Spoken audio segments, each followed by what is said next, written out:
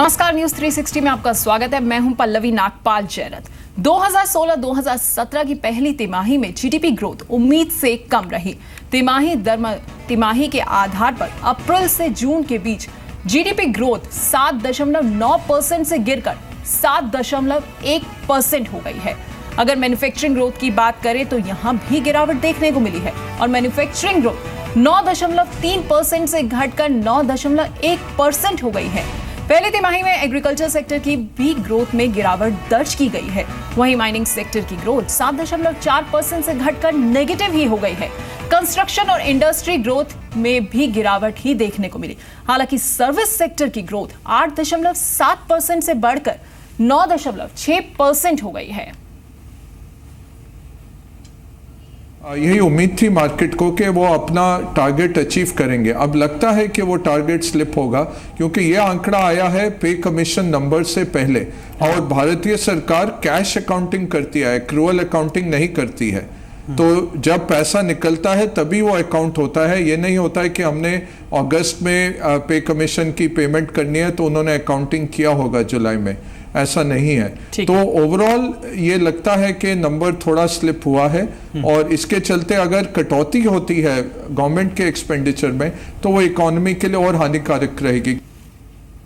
वहीं economic affairs secretary Shaktikanta Das का कहना है कि जीडीपी गिरने का मुख्य कारण सब्सिडी का बोझ है। The GDP for the Q1 of the current year are out, and at 7.1%, it's lower than last year, of course. But the main reason, as a dissection and analysis of the GDP data shows that the main reason is on account of higher subsidy expenditure. I think that is the key factor. The net indirect taxes have gone down, and the main reason for that is that roughly about 53,000 crores is the higher subsidy expenditure. That is mainly because this year from the Q1 itself we have started releasing the subsidy allocations to the food, petroleum and on the fertilizer side. So that is the main factor. और अब बात जी business की खबर के impact की। जी business की खबर का असर दिखना शुरू हो गया है। दाल कीमतों में भारी गिरावट से किसानों को नुकसान न हो, इस पर कल प्रधानमंत्री कार्यालय में चर्चा हुई। सूत्रों के मुताबिक सरकारी खरीद को कैसे बढ़ाया जाए, इस मुद्दे पर पीएमओ में अहम चर्चा हुई। इसके बाद कंज्यूमर अफेयर्स सेक्रेटरी ने भी आज इस मुद्दे पर इंटर मिनिस्ट्रियल मीटिंग बुलाई। खाद्य मंत्री रामविलास पासवान ने कहा कि सरकारी खरीद पर योजना बनाई जा रही है, जिसमें बोनस के साथ एमएसपी पर दलहन की खरीद की जाएगी। जी बिजनेस ने सबसे पहले बताया था कि खरीफ दलहन की सप्लाई शुरू होते ही कीमतों में भारी गिरावट आ गई है। मूंग का भाव एमएसपी से 20% नीचे लुढ़क गया है, जिससे किसानों को नुकसान हो रहा है।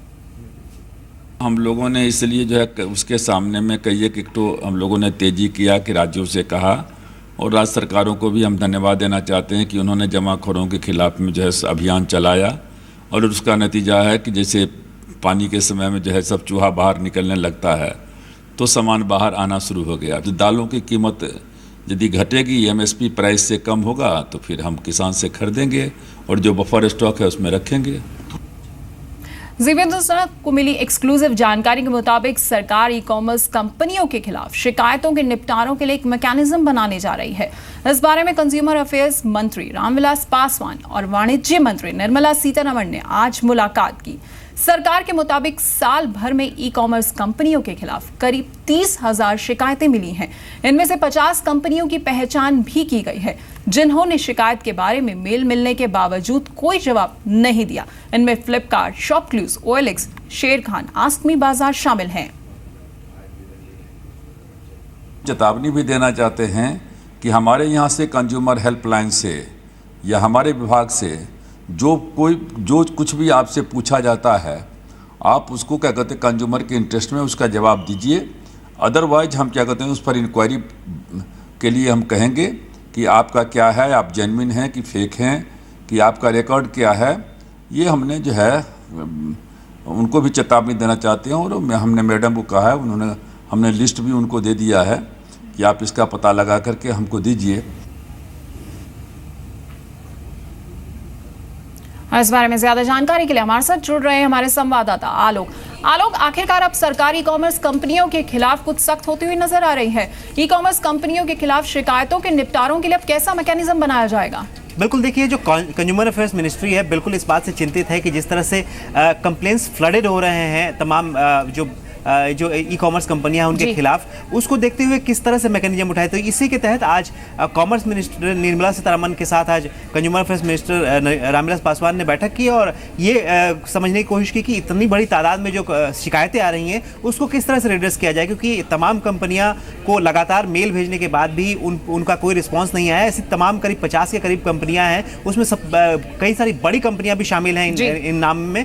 तो आखिरकार जो कंज्यूमर है वो कहाँ जाए? तो इस समस्या को लेकर एक बताया जा रहा है कि कैपेसिटी बिल्डिंग मैकेनिज्म तैयार होगा कंज्यूमर अफेयर्स मिनिस्ट्री के तहत, जो ये तमाम शिकायतों को हैंडल करेगा और दिखेगा कि किन मामलों में कंपनियों ने कंज्यूमर की शिकायतों का निपटारा क्यों नहीं किया, क्या वजह रही, क्या दिक्कतें आई, इन तमाम चीज़ों को देखेगा और कंज्यूमर को रिड्रेस करने की कोशिश करेगी। तो ये चिंता है सरकार की, जो कि ऑनलाइन बिजनेस इतना बढ़ रहा है और जो शिकायतें हैं उसके ऊपर कोई भी काम नहीं हो रहा है। जी आलोक, बहुत बहुत शुक्रिया आपका इस तमाम जानकारी के लिए। तो ई कॉमर्स कंपनियों के खिलाफ शिकायतों के निपटारों के लिए अब एक मैकेनिज्म बनाया जाएगा।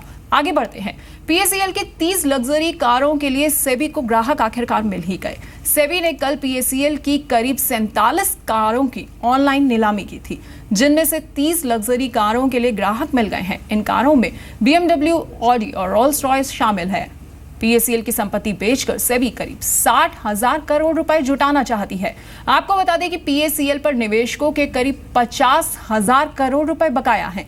इन कारों की नीलामी एमएसटीसी ने की थी, जिस पर सेबी को रिपोर्ट सौंप दी गई है। इसके अलावा सेबी ने 192 जिलों में पीएसीएल की रियल एस्टेट प्रॉपर्टी की भी नीलामी की है।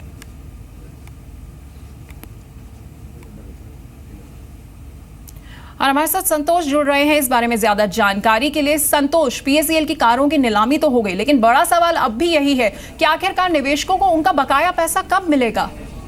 देखिए, निवेशकों को उनका बकाया पैसा तो अभी इतना जल्दी मिल पाना तो मुमकिन नहीं है, लेकिन जो कारों के 47 कारें जो पीएसीएल के पास थी, महंगी कारें जो बड़खालसा, हरियाणा के बड़खालसा में रखी हुई थी, उन कारों में से 30 कारों के खरीदार मिल गए। लेकिन हमने पहले ही इस खबर पर इनके नीलामी के ऊपर एक सवाल उठाया था कि किस तरीके से बड़खालसा में होने की वजह से गाड़ियों को देख पाने में जो इच्छुक ग्राहक थे वो नहीं जा पा रहे थे, क्योंकि दूरी बहुत ज़्यादा थी और इस वजह से वहाँ जाना मुमकिन नहीं हो पा रहा था। और हमने सवाल जो उठाया था वो वाजिब था, और आज ये देखने को मिल रहा है कि सिर्फ 47 में से 30 गाड़ियाँ ही गाड़ियों के खरीदार आ पाए हैं। तो और उसमें भी जो ग्राहक थे उसमें से अगर दिल्ली में होता ये ऑक्शन की प्रक्रिया, गाड़ियों गाड़ी रखी हुई होती तो शायद अच्छे ग्राहक आते और इससे जो ज़्यादा से ज़्यादा पैसा आता वो निवेशकों के हित में आता और निवेशकों को उनसे पैसे वापसी की रास्ते में एक और थोड़ी बहुत और मदद मिल पाती। कुल मिलाकर ये अब 30 गाड़ियों के खरीदार मिल गए हैं। बाकी गाड़ियों के खरीदार का भी इंतजार करना पड़ेगा, देखना पड़ेगा कि आगे क्या प्रक्रिया की जाती है। और अभी जो निवेशक हैं उनको पूरी तरीके से पैसे उनके वापस होने में काफ़ी वक्त लगेगा। जी संतोष, बहुत बहुत शुक्रिया आपका इस तमाम जानकारी के लिए। तो 17 कारों को उनके खरीदारों का इंतजार है और वहीं निवेशकों को उनके पैसे का।